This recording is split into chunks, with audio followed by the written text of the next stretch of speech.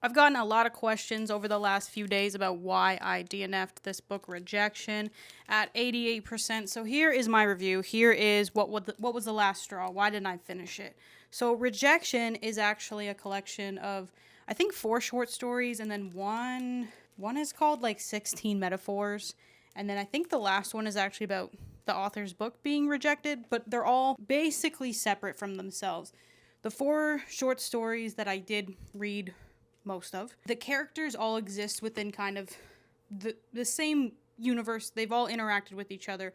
I actually, when I first started reading this, kind of described it as Love Actually if the storylines weren't mashed together and if the characters were just the worst people that you've ever met in your entire life. But that's kind of the vibe, is that each of the chapters is about a different character, how they deal, or more accurately, do not deal at all very well with rejection in a different way. So the first chapter is about a man who claims he is a feminist, but he just can't get a girlfriend.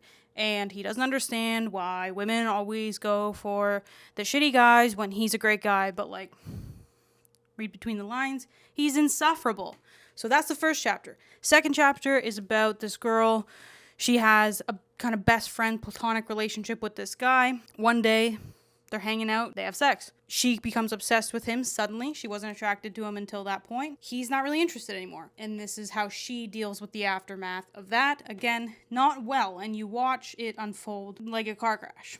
The third story reads like a car crash because it is this queer man who is in a 6-month relationship with another guy, but has issues with intimacy and sex, and really, really, really, really, really, really wacky sexual fantasies. And this, like, I'm going to spoil it because you need to know going into this that the relationship doesn't work out, and he finds a way to fulfill those fantasies, and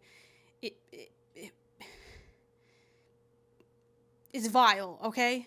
The fourth story was about this queer, gender non-conforming person who was just insufferable, okay? And it got to the point where it was dragging on and on and on and on, and they had created this, like, AI, many Twitter account situation, and it was boring, okay? So that's why I stopped reading it, because it got boring, okay? This book does not have likable characters. It has interesting stories. It has interesting takes on rejection and how these characters deal with it. Do I recommend it? No.